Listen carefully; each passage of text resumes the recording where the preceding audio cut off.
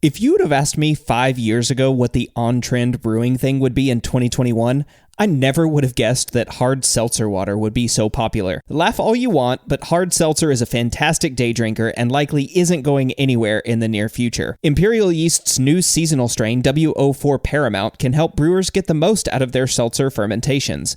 A clean and aggressive fermenter, Paramount will produce an excellent seltzer with low fusel alcohols, and it's produced in a gluten-free medium. If you've tried making seltzer with standard ale or lager strains, you know the struggle, and Imperial Yeast is here to help with W04 Paramount. Check it out at imperialyeast.com. Welcome to the Brew Lab.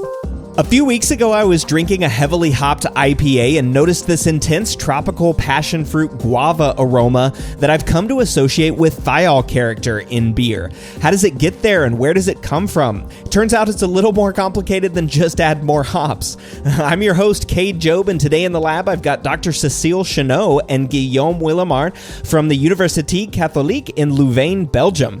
Over the last few weeks, we've been talking a lot about enzymes, and this week is no exception. We're going to go into depth about bound thiols in hops. Now, according to Cécile, there are several times the number of bound thiols as there are free thiols in hops, and even a few nanograms of release can radically change the flavor profile of the beer. So there's this huge untapped potential in hops to release these bound thiols into free thiols. How do they get released? Well, enzymes.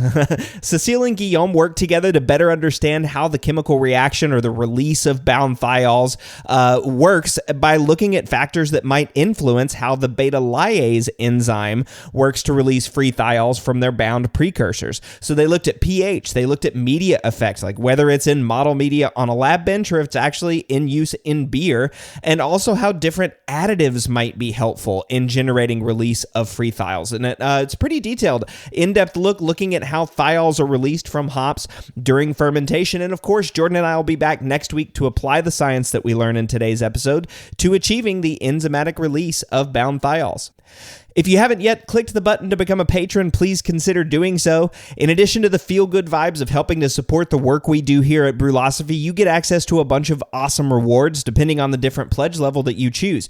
You get access to Brewlosophy contributor recipes that we've never published on the website, new discounts each month to YakimaValleyHops.com, and for $3, access to a monthly live Q&A session with a special guest from the brewing industry. And this month's guest is Dr. Lance Shaner, who's founder and owner of Omega Yeast Labs, who you'll remember from episode 89, where we talked about the difficulty of substituting olive oil in lieu of oxygenating your yeast. Like me, Lance is a former lawyer who made the switch to the brewing industry, and his calling was to found a yeast lab that's doing some pretty incredible stuff. If you've heard of the thiolized yeast strains, those are really interesting strains that are coming out from Omega, and I guess, in addition to all of the traditional strains that they currently offer. Any yeast-related questions, Lance is your guy, so I hope you'll take advantage of this great reward by becoming a patron at patreon.com/brewlosophy. Thank you to everyone that's left a rating or review of the show. We're just shy of 100 ratings on Apple Podcasts. I think we're at 94 as of this recording. I love reading your reviews. They're important for other listeners like you to find the show and also to help make sure that we're bringing you the right content that you want to listen to. So thank you to those that have rated or reviewed the show. And if you haven't yet, please do so. All right, feedback is brought to you by the team at Haas, who are constantly innovating to provide solutions to your brewing problems. We've all had hazy IPAs, and since you're listening to this show, you know that getting a stable haze can be a challenge. Imagine you've brewed this awesome hazy IPA, you added your whirlpool and dry hops, it's looking great while fermenting and then drops crystal clear after you crash it. Well, the folks at Haas have you covered. Introducing Hop Haze, their newest brewing product. Hop Haze can be used in post-fermentation to add a stable hazy complexion to beer and other beverages. It's 100% hop-derived, flavorless in beer, and requires no additional mixing before use, and the haze stability is the same as the shelf life of your beer. So if you want to achieve that juicy look in your next hazy IPA, be sure to try Hop Haze. And also check out all of Haas's other innovative products at johnihaas.com. That's John, the letter I, Haas.com. All right, listener Spencer wrote in. He said, Cade, as a pro brewer, I figured I would let you know that ALDC is available in home brewing sizes through More Beer. It's far more economical to buy it through BSG at bulk for those of us that have the ability, but it's not bad considering how little you need. For reference, my strains of yeast I use in-house, my dosages are roughly 1 ounce per tin barrel at the beginning of knockout with yeast pitch rates for ales and 1.5 ounces per tin barrels of lager. I'll also dose roughly a half ounce in with a large dry hop to prevent diacetyl from hop creep. This is debated, but if it's needed or not, since the theory ALDC is already present. But since I've adopted this SOP, I've not had a hint of diacetyl. Obviously, this may not be for everyone's SOP with dosage rates and gravity, as gravity and yeast strain will play a large role. It's become a staple in my brew house, and I truly don't understand why people at the pro level wouldn't use it, since it cuts days to weeks off maturation, and tank residency time is money. It absolutely is money. So thanks, Spencer, for sending this in. I checked the ALDC from More Beer is only $30 per ounce, which at first seems like, whoa, that's kind of spendy. But at homebrew levels, I'm betting that's going to last a long time. So Spencer's at 1 ounce per 10 barrels. So I've got to think that we're talking drops on the homebrew scale. I mean, 31 gallons in a barrel, 5 gallons on a homebrew batch. We got to be talking much less than an ounce. So pretty cool. And yeah, pretty cool to see that Spencer's having these great results. I mean, getting beer into my mouth earlier, yes, please. So I can't wait to try this out, and thanks for sending it in. All right, I'll be back in a few minutes with Dr. Cécile Chenot and Guillaume Willemart talking about the enzymatic release of bound thiols in hops.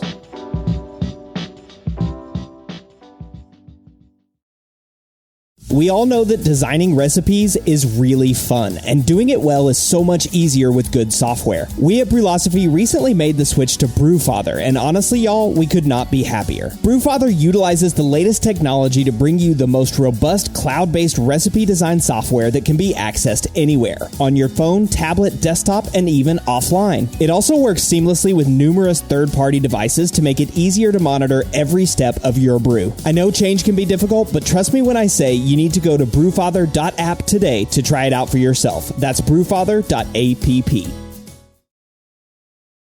The dry yeast revolution is here, and Cellar Science is leading the charge. Cellar Science has expanded the world of dry yeast far beyond the drab landscape of yesteryear. With over 20 strains of beer and wine yeast now available, you can brew any style. Not to mention that their unique growth and harvesting process greatly increases lipid levels in yeast cell walls, removing the need to aerate your wort on the first pitch and allowing you to directly pitch without rehydration. Couple that with the other advantages of dry yeast, such as higher cell count and viability, and you can clearly see why commercial breweries across the U.S. are using dry yeast and choosing Cellar Science.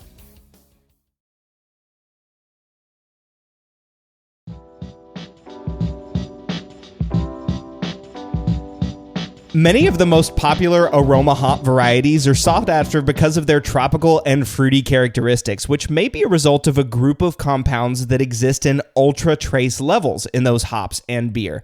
Thiols are typically found in the parts per billion, and to use an example from Tom Nilsson of Sierra Nevada, that's a few drops in an Olympic-sized swimming pool. So with me in the lab today to talk about how enzymes, both exogenous and endogenous, might be used to release thiols are Dr. Cécile Chenot and Guillaume Willemart of the Universite Catholique de Louvan in Belgium. I think I did that okay, right? Cécile, welcome to the Brew Lab. Thank you. Yeah, you pronounce it perfectly, actually. Well, I don't think it was perfect, but I appreciate that. And Guillaume, welcome as well. Thank you. Yeah. So thiols research is really incredibly popular right now, and it's nice to finally have a study looking at how enzymes can be used to release thiols. I mean, there's been anecdotal information, but not a lot of research, and so I really appreciated this study from y'all. Yeah, a really interesting topic, as you said. So we were really interesting to see how it goes. Yeah, and so this study looked at enzyme activity, and we just did an episode on enzymes, just sort of generally talking about enzymes, like brewing enzymes and amylase and all that sort of stuff. And we touched just a little bit on thiols, but we're going to really go down into the details on this episode and talk about thiols and how they're released and the different, conjugates and things like that. So it should be a lot of fun. But I want to introduce you both first. So, Cécile, you have your PhD from the UC Louvain, and you're currently a postdoctoral scholar. And Guillaume, you're a PhD student also at UC Louvain, and both work in Dr. Sonia Colin's lab. Is that how you say it? Colin, yes. Colin, yeah. So I'll ask each of you this question and maybe start with Cécile. How did you get into brewing science? I studied chemistry at first, and at some point I wasn't sure what to do with this diploma. So I knew I was interested in drinking beer at that time, but then I thought with my chemistry background, I should look into it on a chemistry point of view. So I started a specialized master in brewing engineering, and I fell in love with the brewing chemistry and the hop chemistry. Nice. Yeah. And the rest is history. Now you're a PhD student, postdoctoral, and still doing a whole lot of very interesting work. If I remember correctly, you actually, at the time that we're recording this, you just released another paper on thiols, this time looking at malts. Yeah, exactly. Yeah, this is really, that was the whole topic of my thesis, and I'm still working on it because I think it's patient, I don't know how to say, like a very, very interesting topic, and there is plenty to do for many research. And yeah, I did this new research in collaboration with the Montpellier, Aurélie Roland from Montpellier. She's an expert in thiols, mostly in wine. So we used our experiences, ours in brewing and hers in wine, and combined both to study malt. It was really a cool job. Yeah, that's a good one. And I would like to have you back on the show to discuss that article in the future. But first, again, so Guillaume, you are a PhD student. How about you? How did you get into brewing science? Yes, so I studied bioengineering here in Belgium, and I did my master's thesis here in the lab where I met Cécile and the team. And so that was this year that we wrote the publication about enzymes and thiols. And last year I did my a master degree in specializing. It was bad. How do you say that? The brewing engineering. Yeah. Yes. Yeah. Mm-hmm. And I decided to do a master's. A PhD, and so it's my first year as a PhD student here in the lab, but I know the lab for 2 years. Yeah. No. Yeah. So you did your master's degree in the lab, and then we'll continue through PhD. That's very similar to what I'm doing here at Oregon State with Dr. Shellhammer. So I'm a master's student right now, and then we'll hopefully continue on to PhD after that once I graduate next year. So, yeah, very good. Well, very interesting. So you guys both have brewing engineering backgrounds and chemistry, and so it makes a lot of sense to look at thiols and how they work in beer and in hops. And I guess we should start with a very, very general question. We've talked about thiols occasionally on the podcast, but I want to hear it from you guys as well. What are thiols, and why are they desirable in beer? Just to be sure, we're talking about the same thing. So we're talking about polyfunctional thiols because it's important. That's the full name actually, because it has a thiol function and another one. Therefore, the name is called polyfunctional thiol. And those are very powerful aromas, as you already said at the beginning. So it means that the threshold is really low, almost one drop in a big pool. But that makes them obviously very interesting. And some of them exhibit very attractive flavors, such as grapefruit, passion fruit. But also you should note that some of them are not so pleasant. The one with the shorter carbon chain are actually exhibiting flavors such as onion or cheese, but those are not the one we're focusing on, obviously. Right. Yeah. And that's a good point. Polyfunctional thiols, and we'll refer to them sometimes in this show as PFTs, because it's a lot to say polyfunctional thiols every time. So you're right? There are a lot of desirable aromas, tropical fruit and passion fruit and guava and these sorts of things. But then there are thiols that exist that are stinky, and the famous one for us is Light Struck, right? Exactly. Yeah, or Skunky. For those of us in the United States that have skunks, we know those smells, and those are thiols, and they're really stinky and not desirable in beer. But the thiols we're focusing on today, the polyfunctional thiols, the PFTs, are the desirable ones, right? These are the ones that people want in beer. Yes. Yeah. All right, cool. So I have another question then too. I guess the first question I should ask is how do thiols get into beer? So where do thiols come from? Yes. So the thiols mainly comes from hop. They are not produced during the fermentation. And so they can be in the beer from two different sources. No? Go. Okay. They can be bring as free forms from hop. So when you put hop in the beer during fermentation or maturation, it's also called as dry hopping. Thiols are extracted from the hop, so from the solid hop into the liquid beer, and they can be in the beer just like that, or they can come from a bound form. And the two bound form we evidence in beer are cysteine and glutathione S conjugate. So there are two precursors of the thiols in beer. And and then these precursors can be degraded into free thiols in beers in different ways. Okay, so there's sort of two there's free and bound thiols that come into beer from hops, right? So hops have just free thiols that when you put them in the beer, those are released to just they solubilize into the beer, right?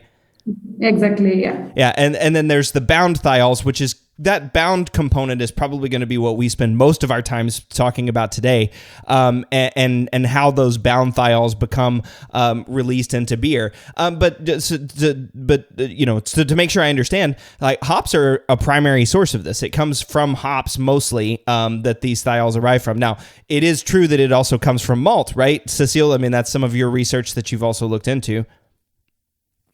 Yeah. I mean, in the hops has their particularity, especially compared to malt or even to grapes, that contain the free forms. So it has a lot of bound forms, as we've said, but also a little bit of free forms, and those could be directly transferred to beer. In malts, no free thiol, at the best of my knowledge, I think, has been identified as free forms, but we did find some of these precursors as well in malt, and this could this could have an impact. And this, sorry, I'll start again. So the malt precursor could have a contribution to the final thiols level of the beer, obviously, but yet the precursors amount, like hops, is way much richer in precursors than malt, even though we use less hops. So most of the thiol character is coming from hops, even though malt will have some bound precursors, still most of it is coming from hops. Definitely, yeah. If you have a non-hopped beer, it's not going to smell grapefruit or passion fruit. That's the best proof of that. Exactly, sure. Unless we use maybe something like a GMO yeast or something like that. Yes. But for sure. So do thiol concentrations then vary between hops? Do hop varieties have different thiol concentrations? Yes, it's vary very greatly between variety. It's variety dependent, both in terms of level, but also in terms of variety. So here in the lab, we evidenced 41 different thiols in hops, and we also saw that dual purpose hops are the richest varieties in PFTs. Okay. So yes. So dual purpose hops that can be used both for bittering and for aroma. Yeah. Okay, and those are the richest. Do you know off the top of your head some of the varieties that have like highest concentrations of thiols? I don't know. It depends if you speak about free ones or bound forms. For free thiols, definitely Citra, I guess, is one of the most beautiful hops. Mm-hmm. But then we've studied a German hops here, Polaris, that had a lot of bond forms. It was really interesting. I mean, 1 year. Obviously, they might have also a year effect on the content of these compounds. Yeah, so Polaris and Citra. And another one that I've heard that's got a lot of bound thiols is Cascade. Yeah, no, definitely as well. Yeah, and I think Cascade is the hop. Is that the hop that you guys looked at in this study? Or was it different hops? Or was this Polaris? It was Amarillo in the study. Oh, Amarillo. Yeah, perfect. That's sorry, right? American versus French. Amarillo is probably actually how it's supposed to be pronounced, but we we say Amarillo here. But anyway, so okay, do you know how much of the thiol concentration in beer is from like free versus bound? Like how much? Is it like mostly from just the free stuff that's solubilizing, or is it mostly from bound thiols that are getting released during fermentation or the brewing process? So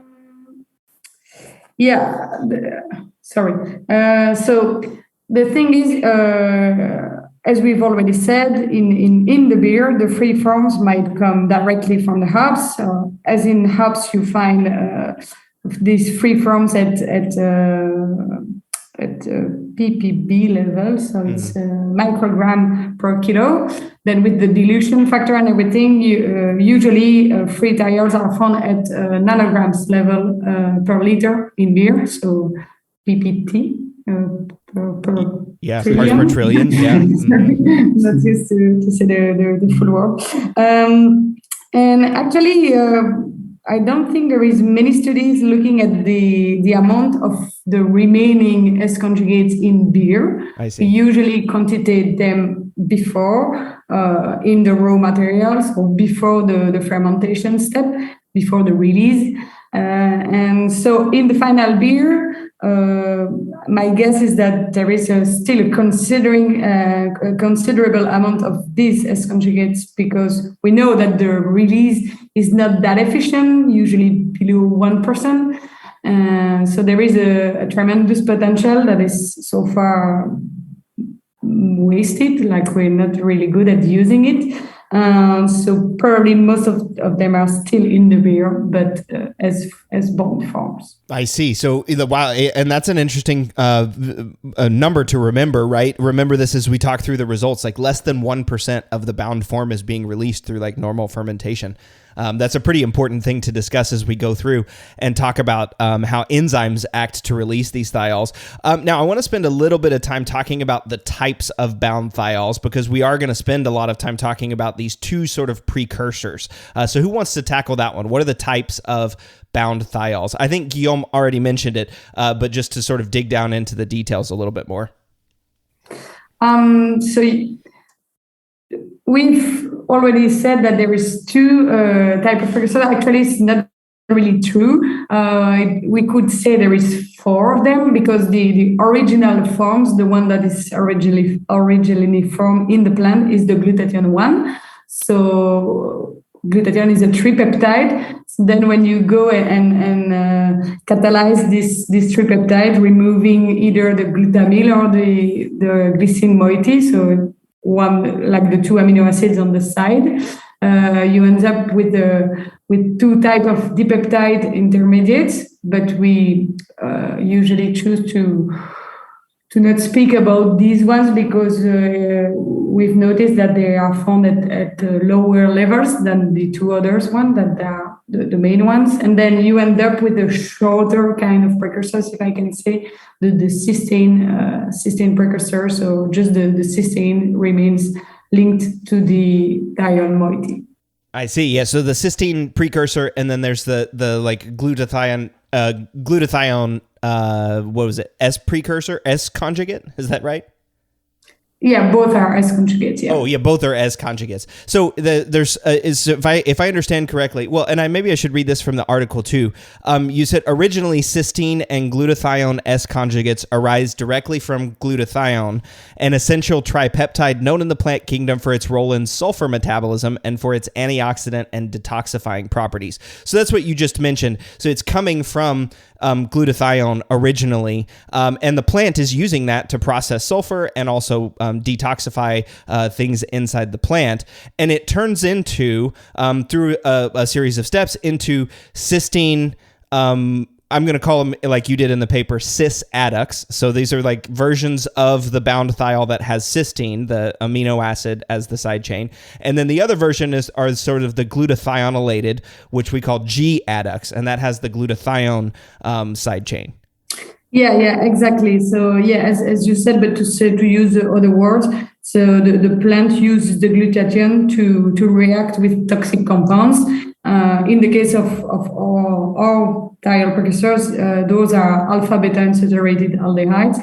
And so the addition of the glutathione on this type of compounds result in G adducts that can be then catabolized to cis adducts. Okay, and that's an important part of this as well, too, right? The G adducts can then be catabolized into the cis adducts. So I guess, well, first of all, real quick, I want to ask the term adduct. Do you know what that term means or what that is? We usually just use it as another word to precursors, just to write down precursors every 2 sentences in an article. Yeah, I totally understand. Yeah, so that's all that means. So this is the cysteine precursor and the glutathione precursor, the cis adduct or the G adduct. Okay, and then so you just said that the G adducts can be catabolized into the cis adduct, and so from the article you say that the G adducts are pro-precursors of the cis adduct. Can you explain that? So the resulting glutathione adduct can be further catabolized. So as Cécile just said, in dipeptides, two different dipeptides, and then in the cysteine, so the cis adduct. And it depends of the removal of the enzymatic activity on this G adduct. So first you can have, not first, but you can have the removal of site. Yeah, you can remove the glycine part or the glutamine part, and then it depends on the activity, the enzymatic activity. So there is 2 different enzymatic activity: the carboxypeptidase activity and the gamma-glutamyl transferase activity. And so, if one enzyme acts on the precursors, you can form one dipeptide or on the other. And then you can form the cysteine by the action of the other enzymatic activity. I see. So if I can say this back, then so you've got the glutathione, the G adduct precursor, and then the glycine or glutamine is sort of like not necessarily blocking, but maybe that's the best way to say it, right? Is like this has to be removed, the side chain has to be removed, and then another enzyme acts on it that further gives you access to the cysteine side chain. Is that right? Maybe, or did I misunderstand? It's more that the 2 enzymes that Guillaume just mentioned, carboxypeptidase and gamma-glutamyl transferase, they are able to remove one or the other moiety. And once, either first the carboxypeptidase is working, removing glycine, and then the gamma-glutamyl transferase removing the glutamyl, and then you end up with the cis one. Or it's just the other way around, first the gamma-glutamyl and then the carboxypeptidase. Actually, in humans and other animals, we know which way goes through this glutathione detoxification pathway. It's something really that has been deeply studied. In plant, we weren't really sure which way around it would choose to end up with the cis adduct. I see. Okay, and so that makes a lot of sense then. So it's taking off the glycine or the glutamine using either of those 2 enzymes, and that's sort of opening up the cis chain to then be acted on by another enzyme, right? And that other enzyme is the one that releases the free thiols. Exactly. Yes. So this enzyme is the beta lyase. So beta liase just means it's breaking, cutting, I would say, the bond in beta position in consideration of the cysteine. So just the one we need to release the thiol moiety, So actually, this just the name beta liase on its own could work on any type of these precursors if it was just cutting the link between the thiol moiety and the amino acid part. But the one we were focusing on, the two we choose, and we will discuss it later, those are, we know that they need to have some free ammonia to work. So we know that they are going to work only on the cis adduct or on the cis-gly adducts, the one with the glycine remaining on the amino acid, on the peptide chain. I see. So then it's fair to say that beta liase or the beta liase enzyme, it's releasing that or it's acting at that cysteine bond, right? And that's where it's releasing the thiol. Exactly. All right, I see.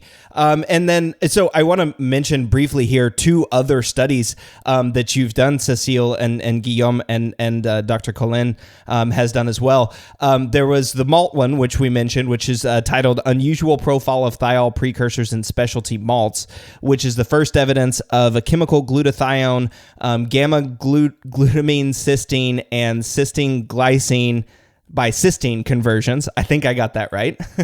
Yes.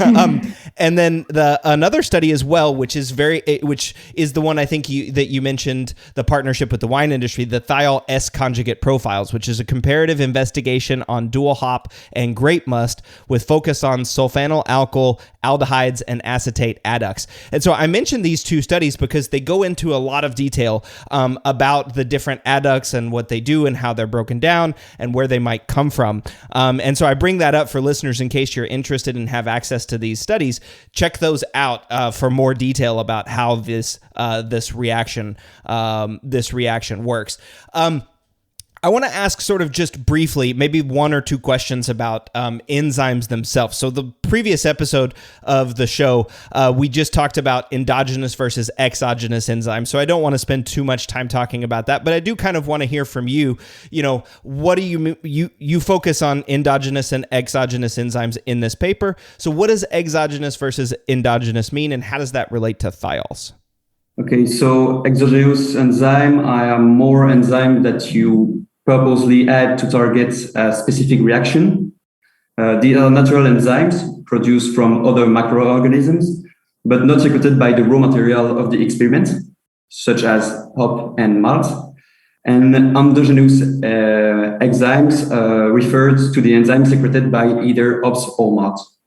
And so in our study, we wanted to study the impact of commercially exogenous enzyme with specific activity to release free thiols or to degrade G adducts into cis adducts, and also the part of the endogenous enzymes with enzymes from hops and malt. Yeah, and just to see like how these actually work. How do they actually produce thiols? What concentration do they liberate from the bound thiols? Right, that's sort of the purpose of the work. Yeah, exactly, because we had already some knowledge about some of the enzymes some of the commercially available ones, but we wanted to screen others and look on the market, see if they were like one that was really the best. And yeah, about the endogenous one also is just because since in hops we already noticed the occurrence of free forms, we thought, okay, hops should have at least a beta liase activity at some point to obtain these free forms. In malt, that was a little bit more tricky since we hadn't evidenced any free forms, but we did know that they were S conjugates. So we also knew that at some point malt should contain some of the enzymes able to at least catabolize a little bit those G adducts. Yeah, and so this is sort of the main point of the research and what we'll get into in the results after the break. It was really to understand, like you said, how these different enzymes work on the cis and G adducts. And a fascinating part of the experiment, from my perspective, is also looking at the different conditions that might improve or promote this enzyme activity. So you studied, as I understand, we'll introduce the study and then we'll take a quick break and get back to the results. But you studied a number of effects, right? A number of factors that might impact the enzyme's ability to work on the cis adducts or to reduce the G adducts down to the cis glycine adducts. Do you want to briefly talk through those and then we'll take a quick break? Yes, we tried different parameters such as temperatures, pH, the medium, beer, hop medium, or model medium. Also the presence or the absence of acceptor for the enzyme. Cofactor as well? Yes, cofactor as well for the enzyme activity. For the temperature and the pH, obviously it's something really well known in the enzymatic world. Like each enzyme has optimal pH and optimal temperature. So we wanted to try first at this optimum, but then we wanted to try in the brewing field as well. So if it could be applied in the brewing industry, so at lower pH, closer to beer, like 4, and for the temperature, obviously you can't do anything you want in the brewing process. So right. It's something you have to keep in mind as well. Right, exactly. Yeah. And pH and temperature, those are going to be things that brewers are very familiar with, adjusting and monitoring in their brewing. And then you also looked at 2 enzymes, right? The cystathionine beta lyase and apotryptophanase. I think I got that right. Yeah, that's a tricky one to see. Yeah, both of those are tricky. We'll talk about those when we come back in a little bit more detail. But so looking at 2 different enzymes, pH, temperature, presence of cofactor, the medium itself, whether there's an acceptor available, and also a little bit of dosage rate whenever we look at reducing the G adducts down to the cysteine, the cis glycine. So that it can be released and then release the bound thiols. So, all right, great. So again, the whole point is to try to understand how did these enzymes work to release bound thiols and in what concentration are they actually releasing these. So let's take a quick break, and when we come back, we'll look at those results.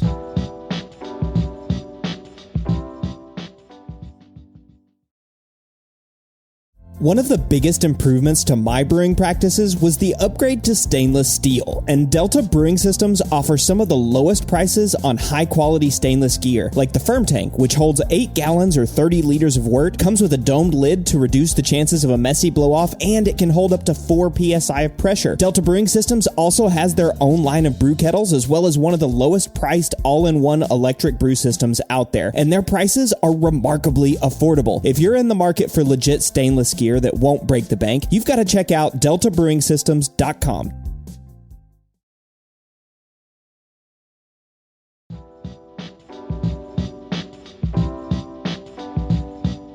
Thiols are responsible for many tropical and fruity characteristics that are desirable in hoppy beers, and liberating those aromatic thiols from their bound precursors is the tricky part. There are free thiols that get solubilized into beer, but there's also a lot of bound potential for thiols. So Cécile and Guillaume, have you sampled beers with high thiol character, and how do you like them?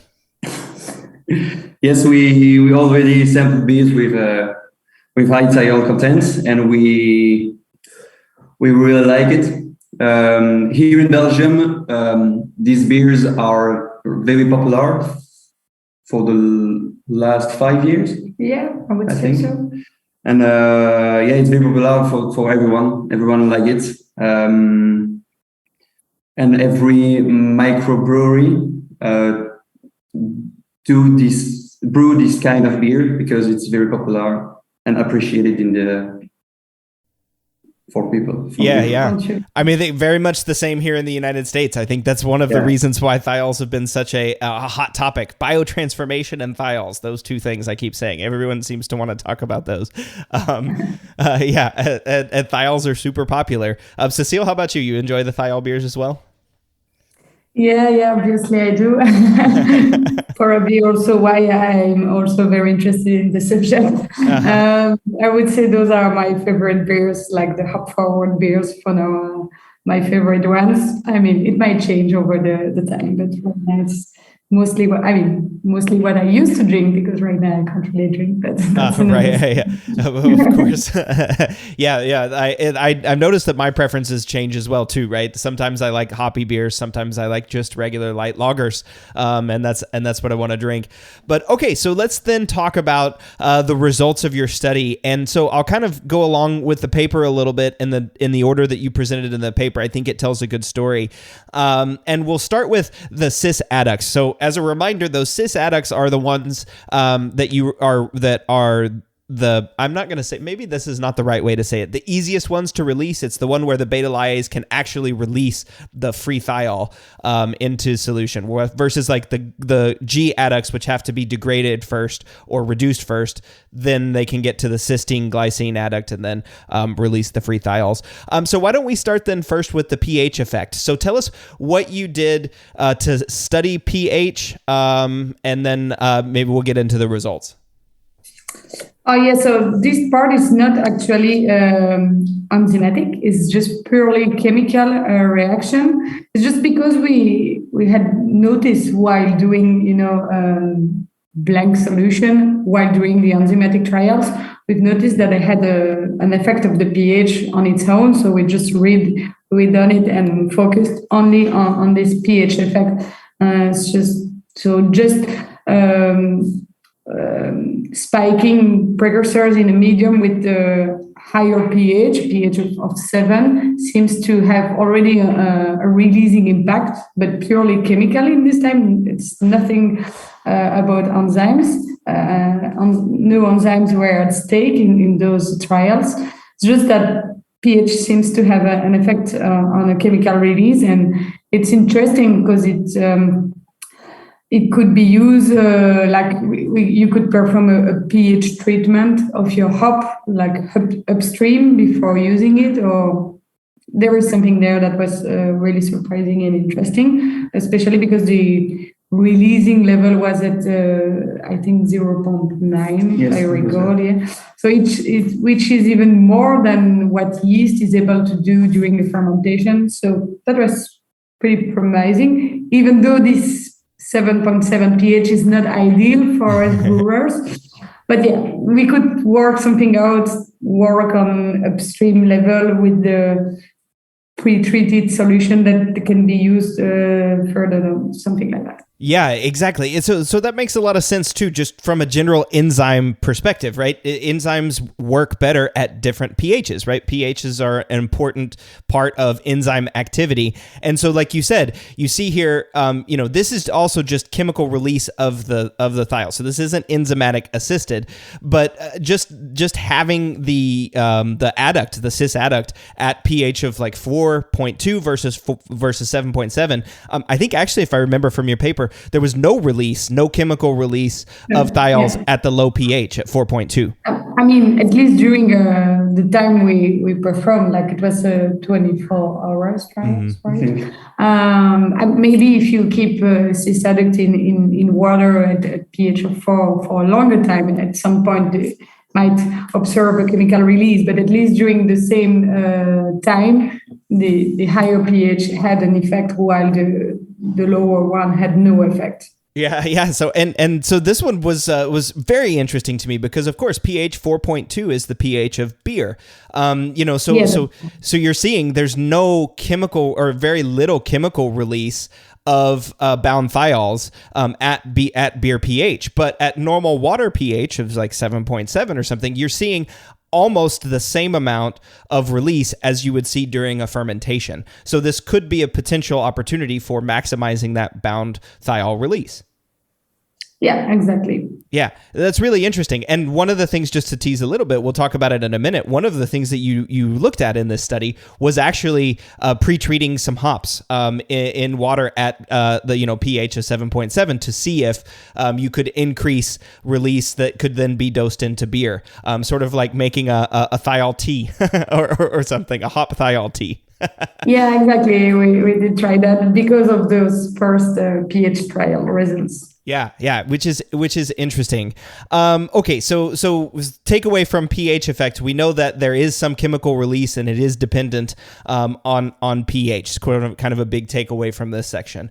All right, so then again, still looking at those cis adducts, the next effect that you were kind of looking at was using the different types of enzymes and also understanding whether the cofactors might be important for that. So tell us what you did in this section, and then we'll get into the results.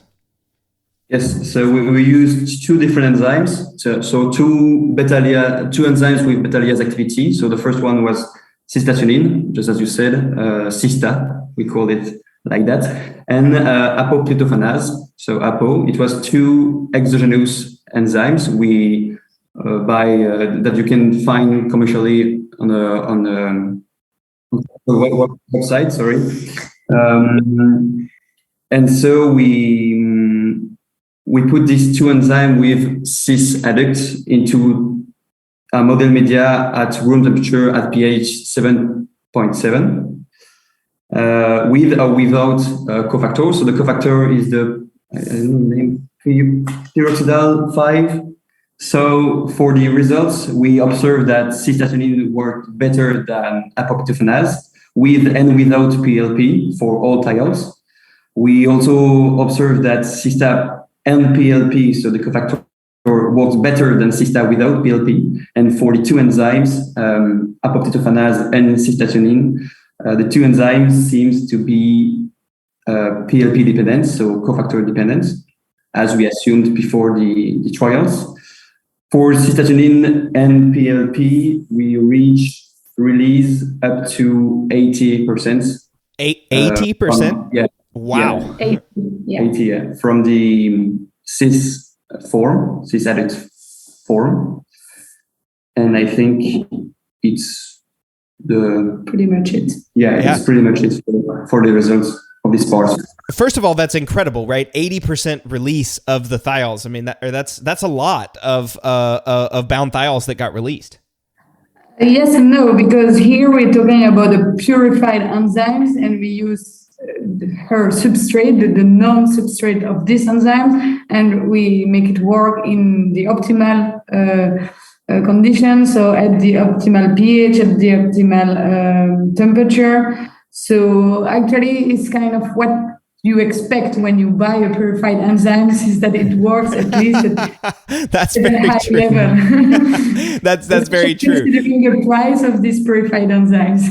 Yeah, right. Especially considering the price. That's right. So, okay, good point, right? We're in model media at pH 7.7 at room temperature with the cofactor that they need. And so essentially we're just testing that the enzymes work, that they actually do release free thiols from the cis adduct precursor.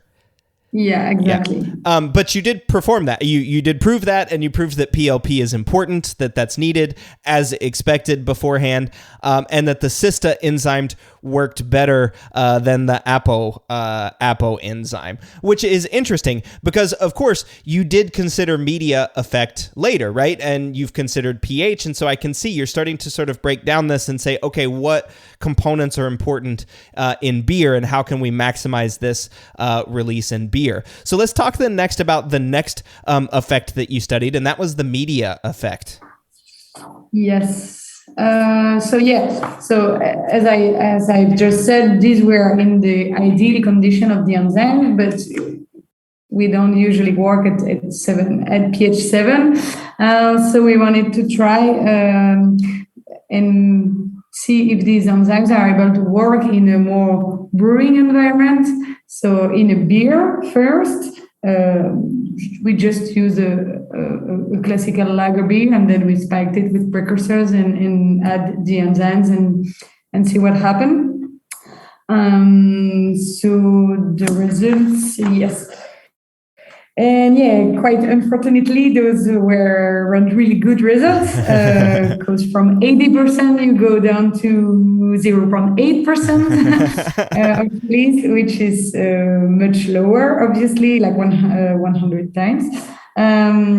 So it really shows that these enzymes, when you try to make it work outside of their optimal pH window, it's trickier. Yeah, it's trickier, right? I mean, at this low pH. So the pH of this beer was 4.2, which is very normal pH for lager beer. And you had much lower release rates. So you know, and it is, right? It's kind of jarring to go from 80% down to 0.8%. But it's important. pH and the medium itself is very important. And you mentioned in your paper too that beer, of course, is a very complex medium. The pH is different, but there also could be other inhibitors that are present in beer, things in malt or things in hops or things that are produced by the yeast that could prohibit or at least complicate the release of these bound thiols, right? Yes, definitely. The first things that comes in mind, and I guess we will come back to that when we talk about the hop extract, but it's polyphenols. Those are well-known enzymes inhibitors, so they could prevent the enzyme to work. And also there could be compounds that actually maybe the release happened, but then we couldn't see it because the free thiols that had been released was react with another compounds of the beer, and then you no longer see the free thiols. So there is two side effects, like either the release itself is inhibited, or the released compounds are hidden through a reaction with something else. Yeah, which makes sense. And then lowering the concentration that you actually, you know, that stays soluble to 0.8. So that's interesting. That's kind of sad to see that didn't work in beer, but that's okay, right? This gives opportunity for additional research and for improving the potential.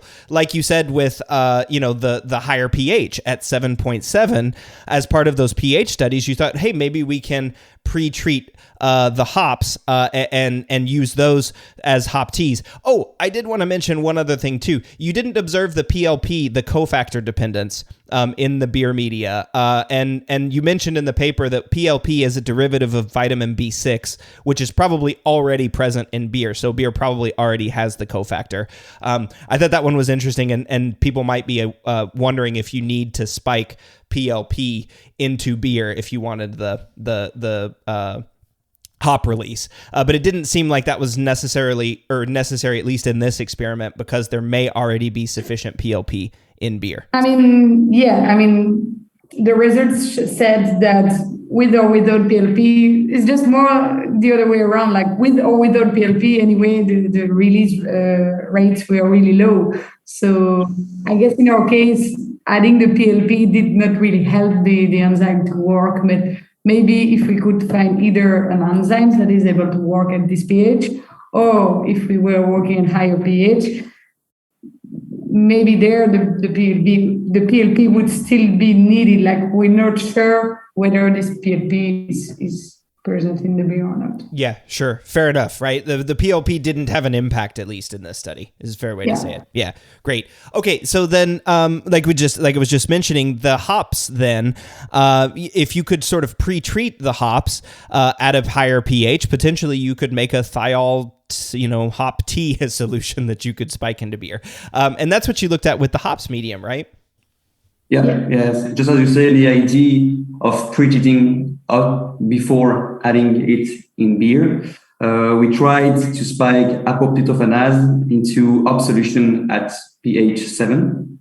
So we use hop pellets that we milled into a mixer, and we mixed these crushed hop pellets into water in a ratio of 1 up to 30 water part. Okay. We mix it for 1 hour, and then we centrifugated the mixture to recover the clear supernatant here. So the water part with the hop compounds into it. And we add apoptofanase with and without PVPP. Okay. Mistake from me. Sorry. So so there were two different media, one without PVPP treatment and one with PVPP treatment. And so the PVPP is a compound known to fix the polyphenols. And so you can remove polyphenols from the mixture, from the media. And so there were two media, one with hop and polyphenols, and the other one with hop compounds and without polyphenols. So by this way, we can try the inhibitory role of polyphenols on the enzymatic activity of apoptofanase. Yeah, exactly. And I think most people listening will recognize PVPP as a finding agent, right? As that's one of the reasons why you add it, is because it binds to the polyphenol, which prohibits the protein polyphenol complex from making haze. So it's very well known to remove polyphenol inhibitors. And as Cécile had just mentioned earlier, polyphenols in beer and in hops are known to inhibit enzyme activity. So what were the results then in this? So you've got one solution with the PVPP added to get rid of the polyphenol inhibitors, and then one of just the regular, let's call it hop T solution, which was apo at pH 7.7. Yes. So for the results, no thiol were released in the hop solution without PVPP. So on the other hand, up to 0.2% of thiols were released in the HOP-T treated with PVPP. So we can see the impact of the PVPP on the enzymatic activity. But the activity was also very low compared to the model media with cystathionine and apoptofanase that we talked about earlier. Which so it's sort of interesting, right? Like you hope that you could make this hop T solution, and again, you've sort of confirmed that polyphenols are an inhibitor, right? The one that didn't have the one that had polyphenols in it that didn't have PVPP, there was no thiol release. So the polyphenols are definitely playing a role here, but the release was still pretty low, down to 0.2%, which isn't a super high release of those bound thiols. So maybe this isn't, the most optimum way to release thiols, but it's still interesting, and maybe there's opportunity here for further research, right, to figure out how to optimize this solution, right? I mean, and I think, well, first of all, too, I wanted to mention, this is a really creative idea. It's not something that I would have thought about doing. And like, oh, well, of course, if water is at normal temperature, maybe we can just steep the hops with some enzyme and release the thiols at this higher temperature. And so one thing that you did mention, and we also mentioned it in the beer media, is that there may be other inhibitors in hops that limit beta lyase activity, right? Yeah, exactly. And just as I've said earlier, inhibit the enzymes activity or react with the released thiol. We know at this point, just that we could observe the released thiol. Yeah, exactly. After it's been released, reacting with the free thiol to remove it from solution. Well, okay, bummer. I was hoping that the hop extract would work, but that's okay that it didn't, right? I mean, this is why we do the research and what we look at. So that's it for the cis adduct parts. Now, again, remember the cis adducts are sort of like, I'm going to say fully reduced, even though that's probably not technically accurate. And I guess at this point, we do need to say goodbye to Guillaume. He's going to head out, right? Yes. Okay. Goodbye. Thank you very much. Yes, thank you so much, Guillaume. I really appreciated you being here. And we look forward to additional research from you and having you back on the podcast as well. Yeah, I hope so. Okay. Thank you very much. Great. All right. Goodbye, Guillaume. And Cécile's going to continue on with us. Okay, so recall that the G adducts are the precursors to the cysteine adducts. So much of this part of the research is going to focus on those intermediaries and the release of thiols from these intermediaries. And we mentioned just sort of briefly before the break, well, actually we spent a decent amount of time talking about it, is that those G adducts, to get converted into a form that has that cysteine that can be acted on by the beta lyase, it requires the removal of either the glycine or the glutamine, or both. Sorry, it requires removal of both of those. Or is that wrong? No, mostly the glutamine part. Okay, yeah, I was going to say, how about I let the expert here explain that and remind us. So why don't you take it away, Cécile?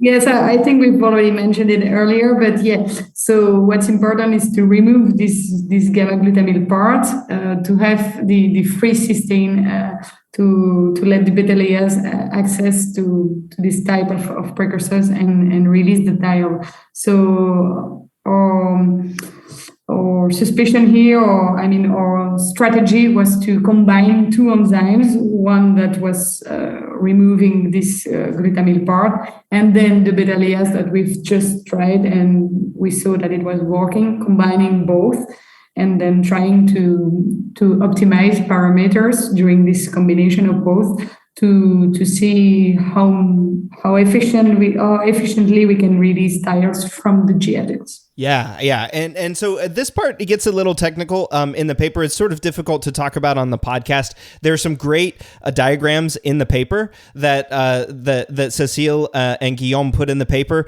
to sort of explain how all of this works and breaks down. And I would encourage anybody that has access to the paper to go ahead and check those out. We won't spend a lot of time in the details here, but as Cécile just mentioned, the whole point of this is, or one of the big takeaways is this gamma glutamyl enzyme in combination with the apotryptophanase released free thiols from the G adducts. So these G adducts are potential pools of bound thiols that can be converted into free thiols. And that's a big takeaway. This was sort of one of the first papers that had shown that, at least in beer and hop and thiol media, right, Cécile?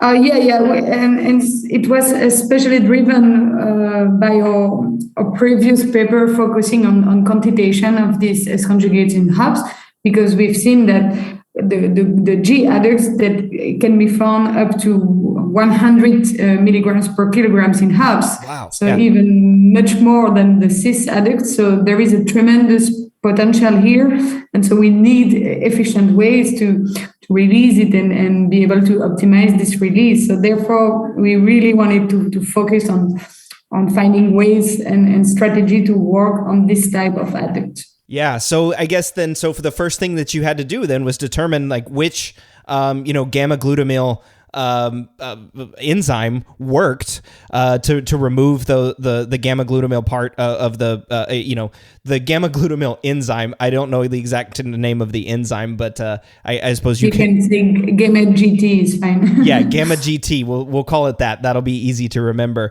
So you had to first determine which of those enzymes would work, and then how much to add, and then sort of like you said, optimize the conditions. So take us through sort of what you did, and the results for this part.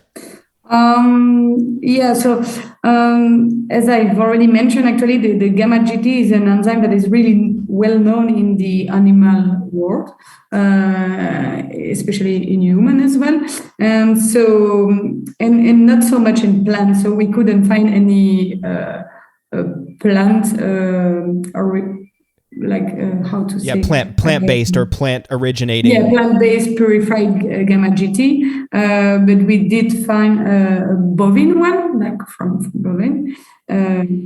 Do I say it right? Bovine? Yeah, bovine. Yeah, that's fine. Yeah, I think that's actually French, a derivative from French. We say bovine, obviously, but bovine, I wasn't sure. Anyway, but this one, once again, is a purified enzyme, so supposedly working really well on this type of substrate because it's well known, its activity.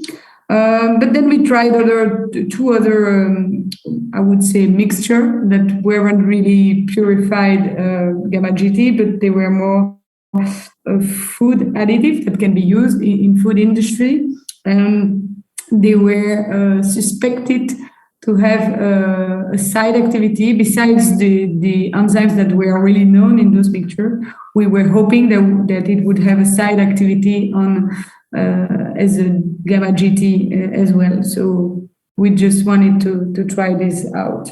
Right. So you tried out those different enzymes, and I guess you came up with the combination that seemed to work the best, which was 75 units of the bovine gamma GT and then 10 units of one of these other additives that you titled, or that was shorthand F852. And again, it's in the paper if you're interested in that food additive. But those a combination of those showed the best release of bound thiols, at least in terms of that gamma GT activity. Yeah, exactly. because we had to do because we weren't quantifying the remaining precursors. Like we could have used another technique and maybe look at the intermediate precursor or the cis adduct and see how much of this cis adduct had been produced. But we chose to only quantify the free thiols at the very end. So we always have to look at our result as a combination of both enzymes. But just to have an idea of how efficient were these gamma GT activities, we kind of removed the beta lyase activity that we had calculated before from our results to have an idea of what was this efficiency just for the gamma GT activity. I'm not sure. I don't know if I'm clear here. Yes, no, yeah, that makes total sense, right? There's two enzymes that are acting, right? The gamma GT enzyme and then also the apolitryptophanase, which is releasing the free thiols. And you were just measuring the free thiols, not the cis adducts that were released or the cis glycine adducts that might have been available for that might have still been available for release. So that's it's important to sort of caveat those results. But ultimately, you did show that the gamma GT did help to increase the free thiols that were produced. And the other piece of this too that you looked at was having an acceptor that was available. So talk to me about that piece as well. Yeah, it's because to remove this gamma glutamyl moiety from the glutathione part, the reaction, the enzymatic reaction, is actually removing this and add it on another substrate. It needs a substrate to go onto. Yeah. So logically, those would be other amino acids or peptides. So actually, we chose it pretty randomly at first, like glycine, because it was similar to the amino acids that were already on a glutathione. And then we tried another one, just a simple amino acid, the alanine, but we could have tried many others actually. I see. That makes sense. So the gamma glutamyl part of the that's getting taken off, it needs to go somewhere. It can't just float around in solution. So having an acceptor, having another compound that can accept that might also increase the speed with which the gamma glutamase does its job, and then also the amount of free thiols that's released. Is that the theory?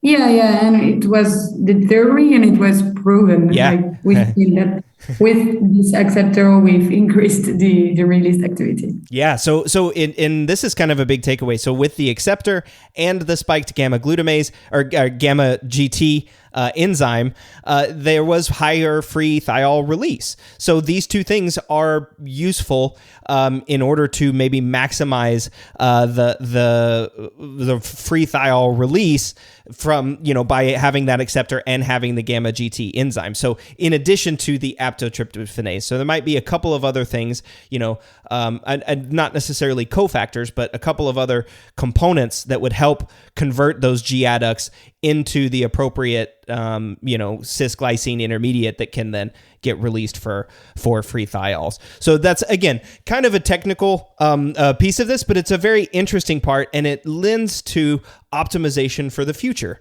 right? I mean, this is something that we're still trying to figure out. There's so much bound potential. How can we get at it? And this is one option for potentially getting at this in the future, right, Cécile?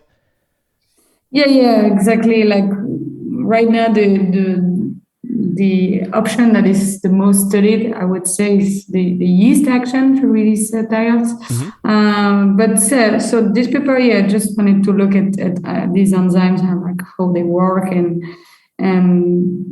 could they work better than yeast, and if yes, like would it be reasonable to use it in a brewing process? Mm-hmm. Yeah, and then again, further optimization of this study. So the gamma GT enzyme, being from bovine sources, has an optimal temperature of 37 Celsius, which makes sense, right? Yes, exactly. Yeah, so we had to do two, what's the word? Incubation separately with first this gamma GT at 37 degrees, as you said, and then the apoptosis at lower temperature, because when we were adding both at the same time and using this higher temperature. The apoptophanates didn't seem to like it that much. It's just always about being in the right window of optimal temperature of each enzymes, actually. So we had to do 2 incubation in a row with different temperature. That was our best option to get the highest release percentage. Yeah, and what was that release percentage? How high did you get up to?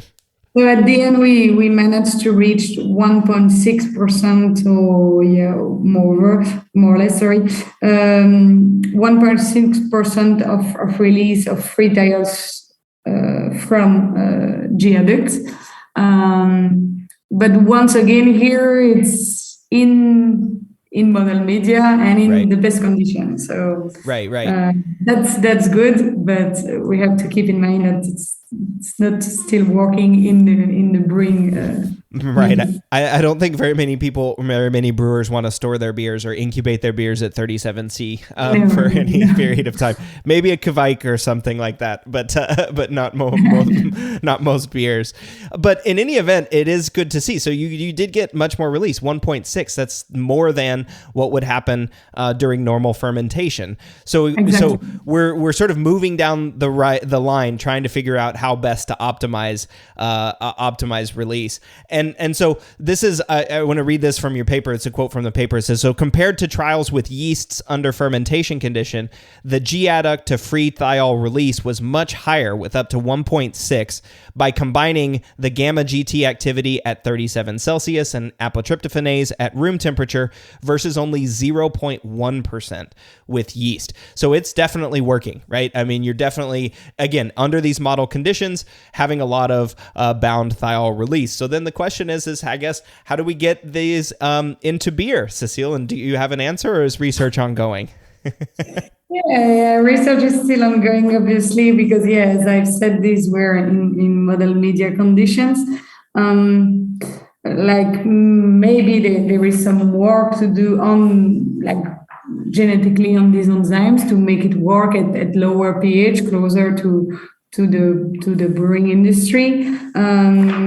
Also, by the time of this paper, we found other yeasts that are a little bit better now, so we're a little bit more happy about that. Sure. But it's a tricky word, I would say, because these exogenous enzymes, they were really interesting, but then there is a huge step before being able to use it in the brewing process. First of all, because of the results we observed in the brewing medium, in the beer medium, but also those were not really food grade enzymes. So that's something you have to keep in mind if you want to, at some point, to commercialize your product. You would have to have secure a purified enzyme that is legally okay to add in the process. That's food grade. Yeah. So definitely some challenges, right? Getting the pH to the right spot, getting, the temperature to the right spot, getting access to having the enzymes that are food grade that you can use. Yeah. So certainly some challenges for using exogenous enzymes to release these bound thiols. But still some really interesting work here to show that, some big takeaways. I mean, the enzymes worked, right? They did release free thiols, even in, low concentrations, that's still thiol release, and even small release of thiols can have an impact on the sensory characteristics of beer, right? Yeah, that's a really good point. As I've mentioned, because there is a huge amount of precursors, especially G adduct, even though those efficiencies seems really low, like 0.1% seems really bad, it could be sufficient to have an organoleptic impact at the end. So that's quite good news, actually, even though it seems pretty low. Right, exactly. I do want to keep that in mind. You mentioned it's nanograms per liter, so parts per trillion as the threshold that these thiols can be tasted at, or that they impact the organoleptic sensory. So even incremental increases are important. All right, Cécile, I always ask this question at the end of the show, and I'll ask it of you as well. If you want brewers to take away just one thing from today's episode, what would it be? I know so much, right? I'm not sure. I don't know. Yeah, and I thought about it. I wasn't too sure what to say. Let's see. Just that you have to handle your raw material in the proper way if you want to get the best of it. There is plenty of strategies, obviously. Maybe work upstream on those raw material could be a strategy at some point, but yeah. Just keep in mind that hop has a huge potential, and right now we kind of wasting it. Yeah, right. There's so much opportunity there for release of the thiols, and if we could find a way to optimize that and to get those thiols released, that would be amazing. And it's research like yours, Cécile, that gets us there. So again, thank you. Well, at first I guess should ask, is there anything else that you wanted to talk about that we didn't get to? Oh, no, I think we've covered pretty much everything. Perfect. Yeah, I think we did too. Well, and again, Cécile, thank you so much for joining me in the Brew Lab, and I would love to get you back at some point in the future to talk about the malt paper as well, and how we can maybe potentially release bound thiols from malt. Okay, I would be very pleased to do that. Great. Well, listeners, a link to the article will be included in the show notes, and the article is titled Ability of Exogenous or Wort Endogenous Enzymes to Release Free Thiols from Hop Cystinylated and Glutathioneolated S Conjugates. This was published in 2023 in the Journal of the American Society of Brewing Chemists, and of course, next week, Jordan and I will be back applying the science to the enzymatic release of bound thiols. The Brew Lab is a production of Brewlosophy, where they who drink beer think beer. Don't forget to visit brewlosophy.com to read about our weekly experiments and other brewing adventures, and listen to us talk about it on our other show, the Brewlosophy Podcast. Thanks to all of our sponsors and patrons that help make this show possible. If you'd like to receive a reward for helping us do what we do, visit patreon.com/brewlosophy to see how you can do just that. Thanks so much for listening. We'll be back in the Brew Lab with another guest next week. Until then, think beer.